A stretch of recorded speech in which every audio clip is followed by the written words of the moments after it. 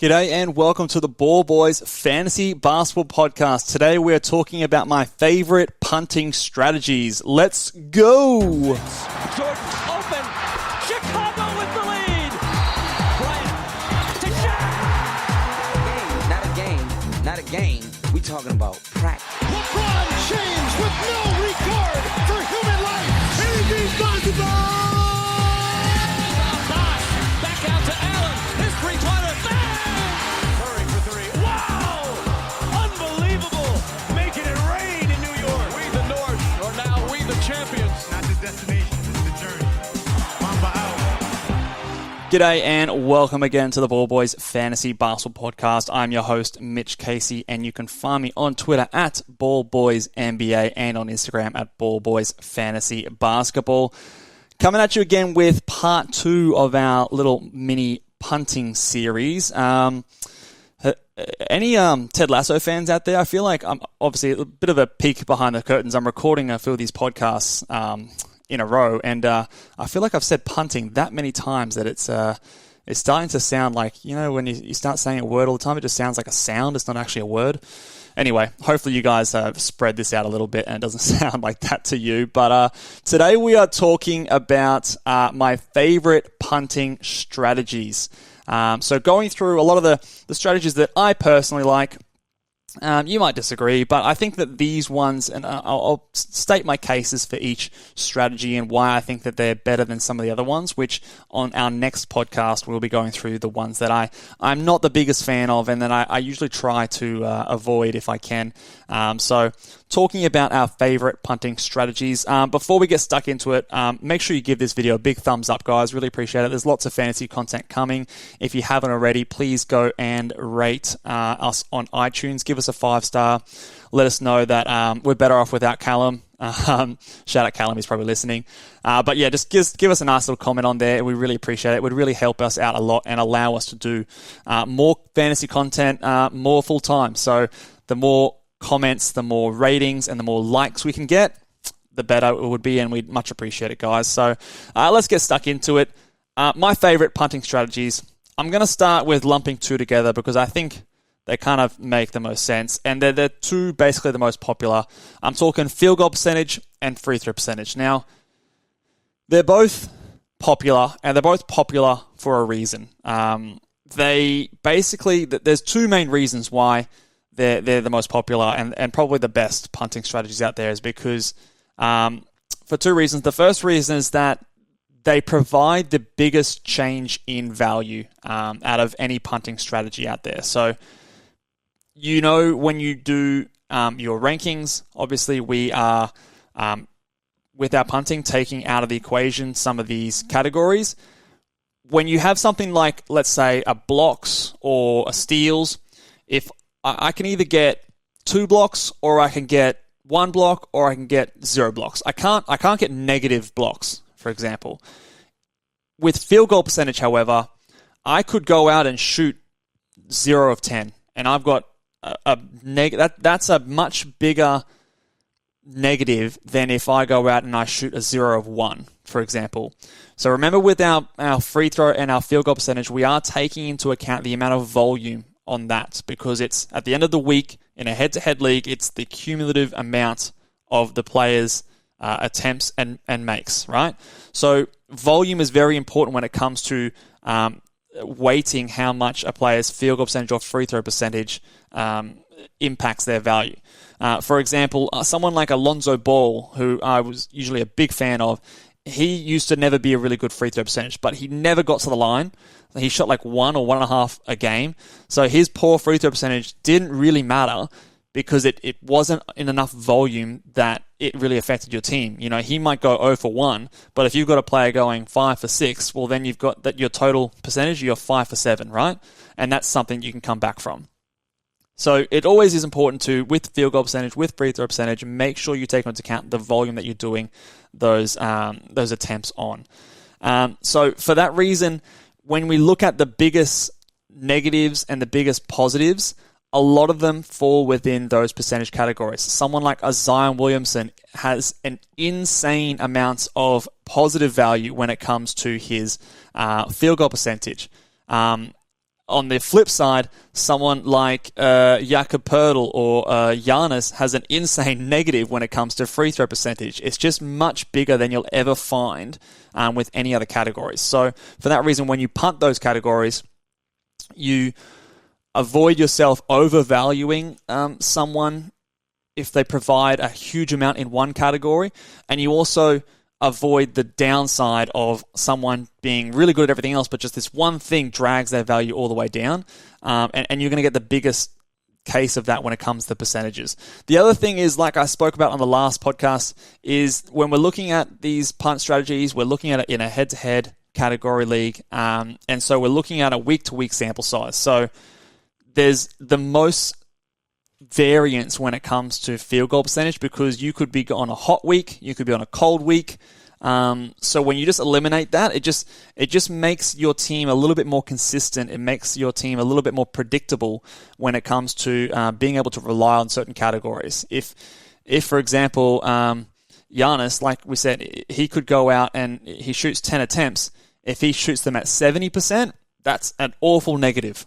If he, for that 1 week, shoots them at 90%, that's an amazing positive. Okay, so just like that fluctuation is possible on categories like that. So it is something that when we just remove the stress of that, it just makes things a little bit easier and a little bit clearer. And the last thing that I will say about these ones is that they're easy to pair with other categories as well. So when you do a field goal percentage and something else, or a free throw percentage and something else, it's really nice and neat to really pair with other categories that correlate, and you can do that quite easily. And it's a nice obvious one for you to trial. But just because it's obvious doesn't make it bad. I think that they're one of the best strategies for a reason. The only other negative that I would say is that because they are so popular, a lot of people in your draft might be doing something similar. So in a lot of drafts that I'm involved in, I remember last year the punt field goal percentage strategy was really popular. So a lot of people were, drafting your Lillards, drafting your Paul Georges, drafting your Tatums early on, and then going, okay, punt field goal percentage. So in that kind of case, you might find that there might have been a lot of value in those bigs that fell, but you weren't thinking about their field goal percentage impact because, well, you don't really need it, but it might have been nice to get good value on it and you could have been a bit more flexible. So remember, though, you're not trying to be bad at that category. So try to keep an open mind. Yes, players that shoot poor percentages will naturally have their rankings boosted because you're ignoring that category. However, it's not the end of the world if you draft someone who's a good free throw percentage shooter. You might get some good value in your points, assists, steals. So always keep yourself aware of this, and don't put yourself in a box when you punt these categories, because that's something that can easily be done. We start to think, okay, punt free throw percentage. All right, I'm going to draft Giannis. I'm going to draft Gobert. I'm going to draft Zion. And you start to rattle off all these bad free throw percentage guys. But what if someone like Paul George falls? He's still a great player. He's going to give you good assists, steals, points. He's going to get you decent rebounds for a shooting guard eligible player. So these kind of things, don't put yourself in that box, and make sure you stay flexible as you can. All right. Speaking of, so let's go into the next category. We're going to go into blocks. There's another category that I like to punt. The main reason for this one, well, there's a couple of reasons.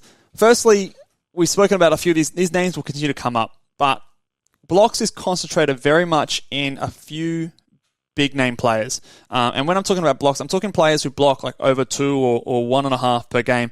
There's not that many of them. There's Gobert, there's Turner, there's Robert Williams, there's Jaren Jackson Jr., Anthony Davis. Now we're starting to get into players, and anyone below that, you're not blocking 2 shots a game. So when you eliminate that, it avoids the mad scramble to, oh shit, I've got to draft someone who blocks 2 shots a game because otherwise I'm not going to be. It just avoids that. Allows you to get more value elsewhere in the draft because it's such a concentrated group of players. Those who do block their shots, their value gets dramatically increased because it's so hard to find elsewhere. that you will more than likely take a hit on a lot of those other categories, unless they're your superstars, like Anthony Davis, who was obviously a number one player for many years. So that's why I like blocks. The other thing is it's a low volume stat. So on any given week, Gobert could get 2 blocks that week, and he plays 4 games. So he averages half a block for that week. That's not unheard of. He'll do that. The next week, he might get, 10 blocks in 3 games. So he averages 3.3 blocks. Because, again, we're looking at that week-to-week sample size, the variance in those low-volume stats are very, very big compared to like a points category where it's more than likely on week-to-week. You might get a little bit of variance, but someone like a Giannis is probably going to score his 25 points a night most nights. It's not often that he's going to go and have a 9-point game. Like, that just doesn't happen very often. But you will see games where Gobert doesn't block a shot. You will see games where randomly, shout out to Chris, who beat me one playoff year, where Jeremy Lin, who averages 0.1 blocks, will block a shot to make sure that you don't advance in your playoffs. So these things will happen. So when you eliminate those low counting stats out there, it just makes it a little bit easier, like we said before, easier to predict, easier to rely upon. So I think it's a really good category to punt. Disadvantages of punting blocks: you might accidentally put yourself in, like we said, in a block in a box. And when you're punting blocks, you miss out on a lot of those good big guys. And you might accidentally find yourself punting rebounds as well, or punting field goal percentage as well when you didn't mean to. So it is important to identify players that can still give you good value in those other areas that aren't negatively affected by punting blocks. It doesn't mean that, though, you have to exclusively draft big men that don't block shots. You don't, the old punt blocks bigs were like your Kevin Loves back in the day, and they used to be really valuable because they still gave you good rebounds, really good rebounds, but you didn't have to worry about the fact that he didn't block shots, so his value obviously was improved in those kind of builds. But you can still get a player that blocks shots, but just be aware of the fact that if you are punting blocks, but you don't want to punt rebounds, still look after them, because it can be very easy, a very slippery slope to go down that way. You'll find as soon as you punt blocks, a lot of those guards will come up a lot in value, but remember that positional scarcity and statistical scarcity does matter.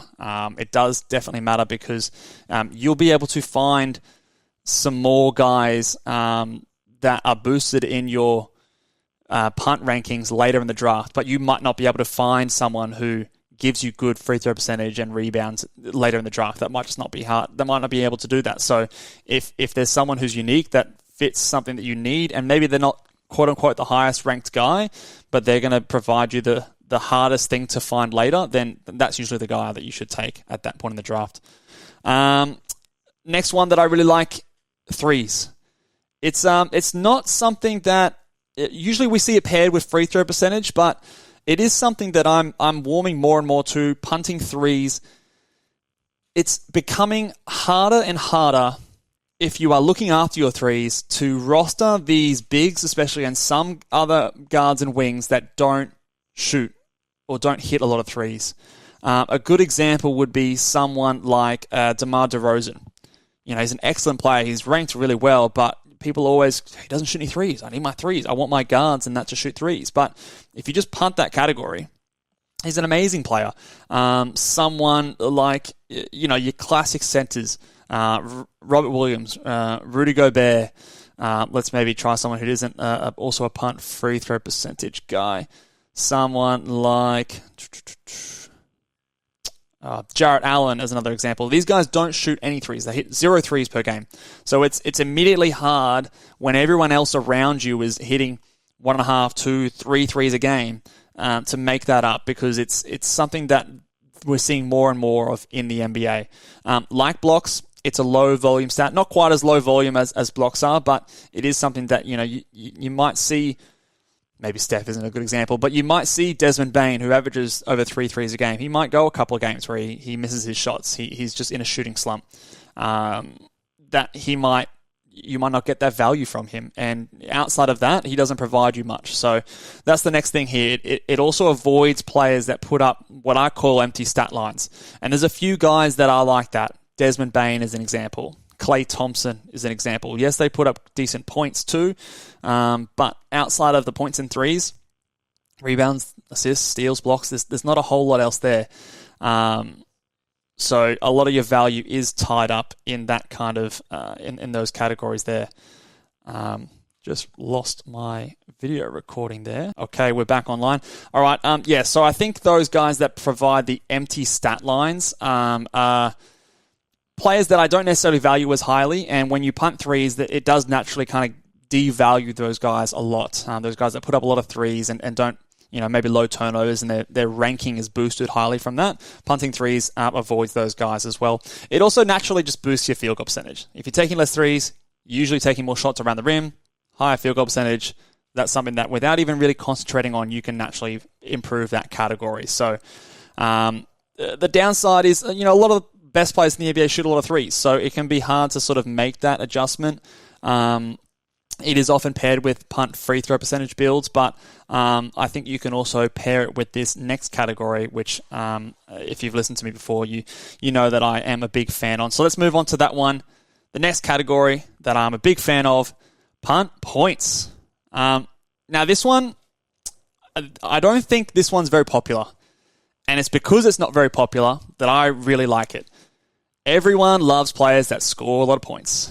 Everyone loves points. And you'll see, especially when you're going down Yahoo's rankings, Basketball Monsters rankings, the best players in fantasy basketball score a lot of points. Not always the case, but for the most part, it's really hard to get good point scorers later in drafts. For that reason, people often overvalue points because if I don't get it now, I'm not going to be able to get it later. So I've got to draft the guy who scores more points now, okay? And sometimes it can be at the sacrifice of assists, steals, rebounds, blocks, whatever the case may be. And that's where you get the value, right? That's when you come in and you go, I don't give a shit about points. I need the guy that's going to give me more assists or steals, and that's going to be the guy that's going to be better for me. So people might be devaluing 2 other stats or 2 other categories to increase the one that they can't get later, whereas you're going to be getting the value of these 2 because you don't care about this one that everyone's kind of fighting over and trying to get early in the draft. And it's something that I think there's got a lot of value. I think that especially even when it comes to the season on the trade market, it's fucking, sorry to swear, I shouldn't be swearing, but it's hard.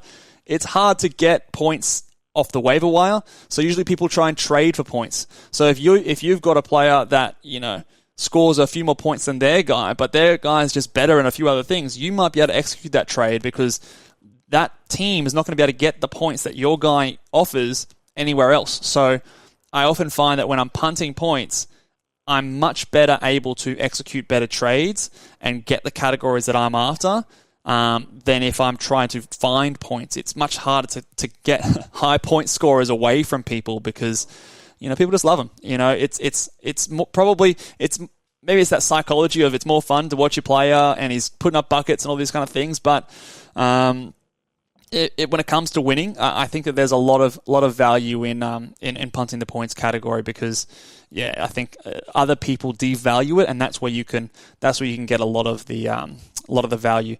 The only thing that I will say on the punt points category is that it can be difficult to decide when to punt points because when let's say again, we go onto Basketball Monster and I click punt points in the rankings for last year, you're still going to see a lot of the same names that were there last season. Now let me just do that right now in front of you. So you're still going to have Jokic number 1. You're still going to have Kevin Durant number 2. Funny enough, Robert Williams skyrockets to number 3. So there's a little thing for you guys. Embiid still number 4. So these guys, yes, they're still scoring nearly 30 points a game. each of them. So you might be thinking, well, I'm not going to punt points because I've got a guy scoring 30 points a game, but so does everyone else who's already drafted in the first round, right?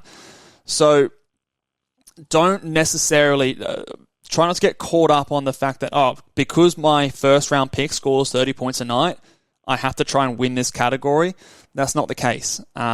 Usually, punting points comes from drafting someone like a Robert Williams in the third round, or drafting a Chris Paul in the third round. When everyone else is drafting guys who are scoring 25 and you're drafting someone who scores 10 to 15, that's just really hard to come back. And that's fine, because you just say, okay, fine, I'm not going to be competitive in that category, but I'm way more competitive in assists, or I'm way more competitive in blocks and field goal percentage. And again, it's just one category. It's not something that we have to stress about, but I think that people get really, really worked up and really, really, determined to salvage that category. So keep in mind, like we said before in the previous podcast, I usually like to pick my punting strategy on the first round. This might be one where I let it come to me a little bit more. Maybe I'm punting points and threes is another good example. So someone like a Robert Williams might even go as high as the number 1 or 2 ranked player. Just because those categories, again, they're very correlated. Guys who don't score a lot of threes often don't score a lot of points as well. So definitely one for you guys to consider, and one that I'll be trying to do a little bit more research on coming over. Last one I want to talk about here today is the turnovers category. Now, this one's a bit of a unique one. It's usually, actually, in fact, all of the time, it's an auto soft punt for me. So what I will do, I talked about this on the last podcast, if you are not 100% sure about soft punting. What it is basically is I'm assigning a weighting to it less than the other categories. So usually what I'll do is I'll go in and I'll assign turnovers 50%. So while everything else is 100%, this is worth half. So my turnovers are now worth half of the other 8 categories. And this to me is the best way to do it, because some people will do just 8 categories. And I know Josh Lloyd is a big, that's his style, and that's what he likes to do. I like to take into consideration a little bit, because it can differentiate some players. It can be like a good tiebreaker. It does promote those guys, for example, with a good assist-to-turnover ratio, which I think is important. You don't want to go completely crazy, because it is still a category at the end of the day. However, I don't think it should be valued as highly as the other ones do, because you can bench your players and get no turnovers. You can pick up someone off the waiver wire who's doing nothing and get really great turnovers because they're just not on the court as much. The best players still turn the ball over, but there is a limit, right? You still want to be getting those players that their value lines up with the amount of turnovers that they're giving. So for that reason, I usually automatically put it at 50%, weight it by half, unless, for example, I'm specifically punting the strategy with something else. So a good example might be punting turnovers and field goal percentage. So if I'm getting someone like a Trae Young, he's got a lot of turnovers. His field goal percentage, although it was better last year, used to be really bad. So I'd automatically punt those categories, because Trae Young, he's going to hurt me a lot in both those categories every week. So why worry about it? Let's just get someone and continue to build off that from there. But for the most part, even when I'm just starting my first round and I'm ranking everyone and I'm talking about that punt rank, I'm putting that at 50% and then punting the worst category after that. And it gives me a better understanding of where someone is valued. So, for example, if I did that example before where we punted points, and Robert Williams was the number 3 ranked player from last year, if I go in and I give him a half value, half value in turnovers, and I refresh that, he is now down to the 8th ranked player. Obviously, still really high, but it makes a little bit more sense now. It makes a little bit more sense that someone like a James Harden or a LeBron James and a Joel Embiid, all these guys are now ranked higher than him, because really they are more valuable. They are better players than a Robert Williams when it comes to fantasy and doing what they can't. You can't replace what they do later in the draft. Now, the last thing I'll talk about in this pod today, guys, is just my favorite punt pairings. So again, we've kind of touched on them a little bit here, but I'll give you guys 3 of my favorite pairings. One of my favorites is the field goal percentage and blocks pairing. So this used to be the old Kevin Love pairing or the Damian Lillard pairing. Used to be the Trae Young pairing, but his field goal percentage is a little bit more salvageable now. But getting those blocks, like we said before, it's hard to get those blocks if you don't get those few guys at the start of the draft. So I'm just ignoring that. I'm also ignoring field goal percentage. They kind of marry up nicely together. So I think that is something that I definitely would recommend. Free throw percentage and threes. This is the Giannis strategy. So you draft Giannis. Everyone else in the first round is hitting 2 threes a game, except for Giannis. So obviously he is a prime candidate to punt both those categories. You punt both those categories. He's the second-ranked player behind Jokic still, but there's a distinguished gap between those two, and the rest of the field. So good category to punt there. And obviously your bigs like Robert Williams, Gobert, poor free throw percentage, plus they don't hit any threes, enormous rise in value. The only thing you need to be aware about those things there, guys, is that usually your field goal percentage will be amazing. There's no point winning field goal percentage by 20% every week, though. So sometimes I'll even if I'm so good in that category, I'll just get to a point where I'm not punting the category of my team, but for the rest of the draft, the second half of the draft, I might as well punt field goal percentage because my field goal percentage is so good that I don't have to worry about it. I'm trying to concentrate my value in assists, steals, rebounds, all those other things that I'm looking after. So just make sure you're aware with that strategy. A lot of those guys are boosted up so much because their field goal percentage is so impactful, but you might already be really, really strong in that category by your second or third pick. Points and threes is the last one that I'll talk about. I think I discussed this a little bit before. Points, everyone loves points. Threes, everyone loves threes. So you can make the most out of it and get the advantage by getting those players that other teams might be devaluing. Getting your players like your Robert Williams, even someone like a Chris Paul boosts himself dramatically with this kind of a punt build. Someone like a Miles Turner, for example, who is, really good in blocks, decent in field goal percentage and rebounds, but doesn't give you the points and threes that you're really after at that point in the draft. So those are my favorite pairings. Let us know in the comments below what punt strategy do you like. Has there been one that you'd done last year that got you a championship? I saw a comment the other day that someone liked the punts free throw percentage and threes, got him 3 championships out of his 4 leagues. So let us know more stories like that. I'd love to hear that. And again, guys, if you can give the video a little thumbs up, if you're listening on Apple Podcasts, or even if you're not, go over, give us a 5-star rating. Let us know what you love about the podcast, and we'll see you guys next time. Laters.